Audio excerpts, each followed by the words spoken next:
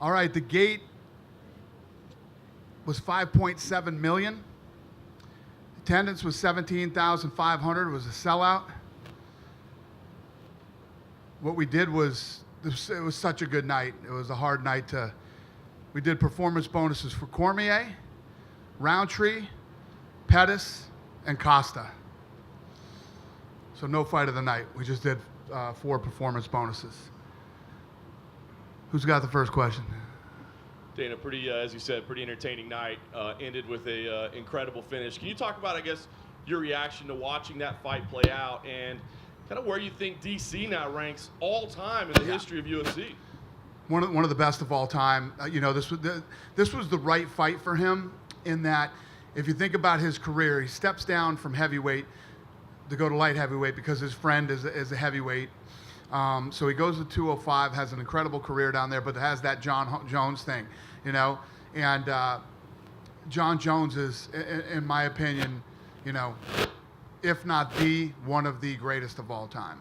Could be the potential that John Jones had. Who knows what he could have done at heavyweight and everything else. So he's got the shadow of John Jones. Moves back up to heavyweight and knocks out the best heavyweight ever in UFC history in the first round decisively. I think that what this does is it finally gives him the respect that he deserves. And, he's a two division champion. And, now he's got a big fight ahead of him, a big fight, big payday. And it couldn't happen to a better guy. He's an incredible ambassador for the sport. I said a long time ago, I told Daniel, if you're my champion for the rest of my career, I'll be a very happy man. He's a great analyst. He does a great job on television. I just can't say enough good things about the guy, and I'm really happy for him. I mean, just to get it clear on the record, it seems obvious the Lesnar fight is next for him. You can say that for a fact that is the fight that's being booked. Yeah, we're definitely going to make that fight. So Lesnar hit me up a couple days ago and says, sorry I went dark on you, but I had some stuff I had to take care of, and I'm going to come to the fight this weekend. Okay. See you Saturday.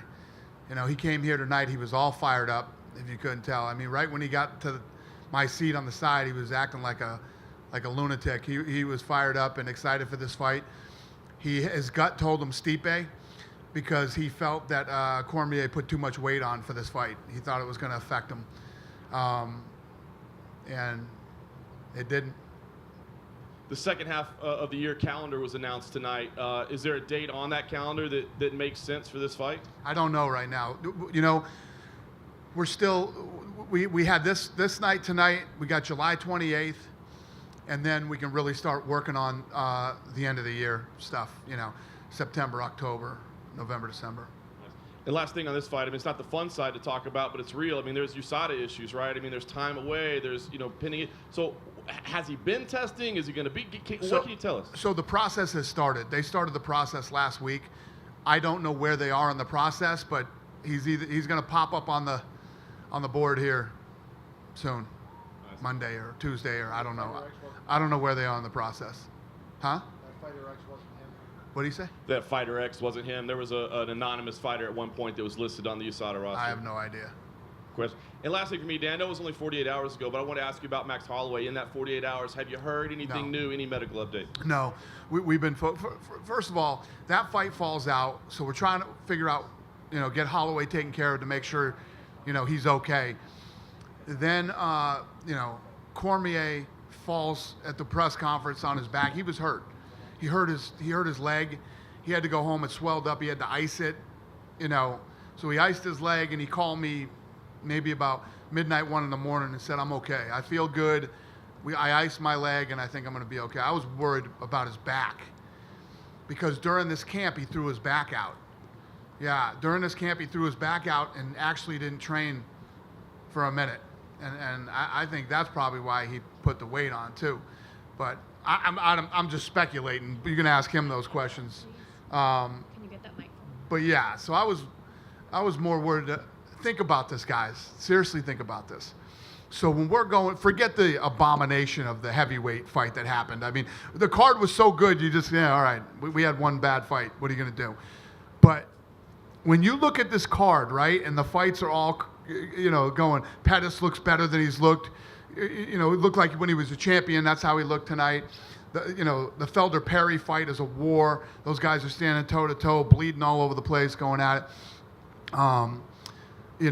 Roundtree has the unbelievable knockout. The Costa fight is unbelievable. And now imagine we're going to these fights, and you imagine if the co-main event had stayed in there, because that co-main event would have been ridiculous.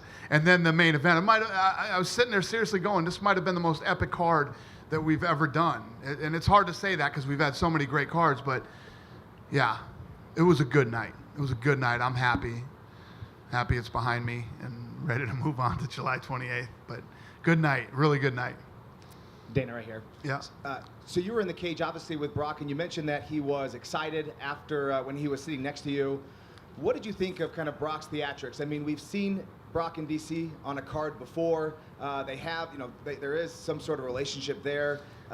What did you think about that? So they've known each other a long time, and the whole wrestling thing, and they talk a lot of shit to each other about wrestling and who would have won in wrestling and who would have done this and that. And I know you can ask Cormier about it, but there is a thing with those two on, who would win. And now they're going to find out. What did you say to him when he pushes, when he pushes DC? What were you saying to him in the cage? I said, calm down, relax, stop. We get it. There's going to be a fight. Calm down. Yeah, they were both fighting. Did you see DC push me up against the cage? Man, I'm too old for this shit. You can't be doing that to me.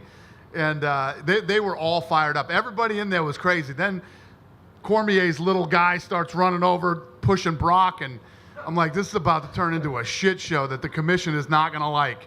So I just tried to get everybody to chill out. And awesome. Last question. Paulo Costa, you mentioned he won a performance bonus tonight. What did you think about his performance? And they released the schedule. You're going to Brazil in September.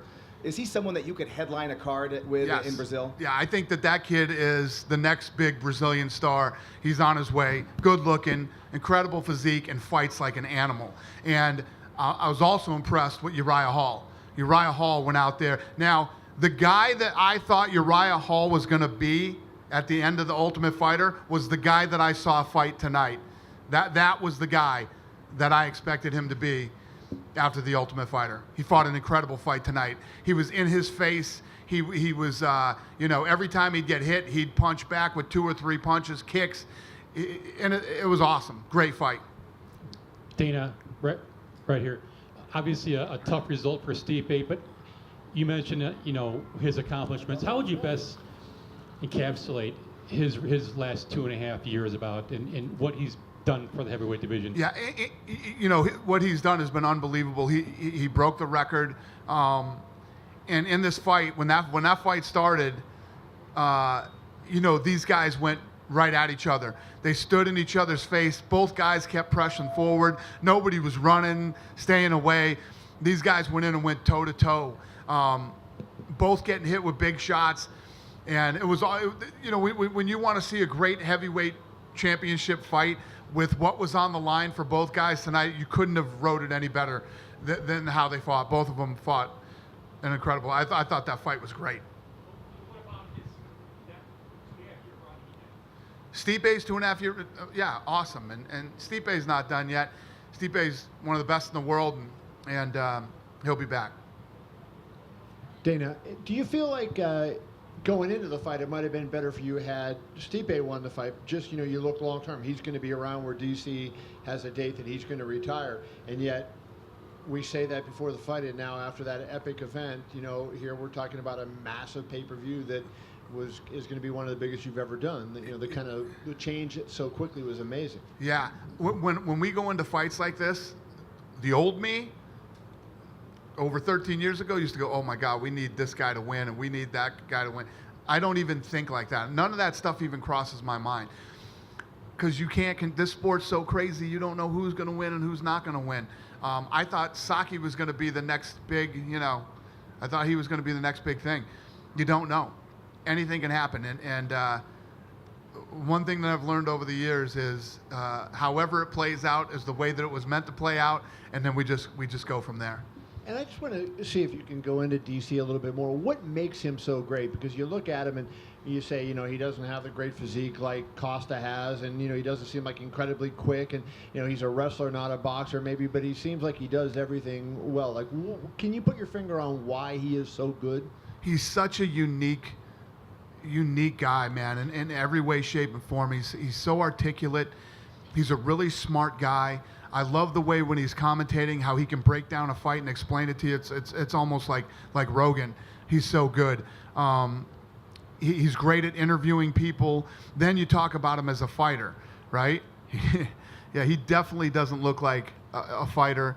Looks out of shape. Looks heavy. When you think about him going in there now with a heavyweight, if you notice in the beginning of the fight, every shot he landed on Stipe was busting Stipe up, both his eyes, his nose. So he's got a lot more power than he gets credit for. When he goes in against somebody wrestling, the slam that he had on Dan Henderson, to do that to a guy like Dan Henderson, holy shit. And just he's such a well-rounded, incredible human being. Forget about fighter. He's just, I love Cormier, and I can't say enough good things about him. I know you don't ever tell people to not retire or whatever. If they want to retire, you say they should retire. But he obviously doing this, is going to be invigorated, right? I mean, do you think there's a chance that would you think he may go on beyond his self-imposed deadline given what happened and the way the crowd, he's been booed in the past. The crowd reacted positively to him before the fight. Do you think that may change him and kind of spark him to run with that belt for a while? He's starting. Like I said, he's going to start getting the respect he deserves, and has deserved for a while now. But when I look at Daniel Cormier's performance tonight at heavyweight, retirement doesn't even come close to popping into my mind. Hey, Data, right here. Sorry, to your right. Two quick questions. With Brock back in the pool, is that a 5-month or 6 months? Don't quote me. Nowitzki's the guy to talk to, but I think it's 6 months. And lastly, was the idea for Brock to be there to challenge whoever won? Obviously, yeah. Cormier was the guy, but was the plan for whoever won to? Yeah, whoever won, he wanted the winner. Yeah. Dana, right here. You talked briefly about the co-main event, but to you, just thoughts on Francis Ngannou? I mean, he had so much momentum behind him going into the Stipe fight, shows the flaws in his game a little bit, then comes back and has this fight where he throws, 17 strikes the entire fight, something like that. Where do you feel a guy like that goes from here? Horrible. I think that he had a pretty quick rise here, and obviously the fight over Alistair Overeem, catapulted him. Everybody was talking about him. I thought he was going to be the next guy. I think his ego ran away with him, big time. I can tell you that his ego absolutely did run away with him. And the minute that happens to you in the fight game, you see what happens. You start to fall apart. I had some personal encounters with him, as did other people in the organization. And this guy's ego just was so out of control.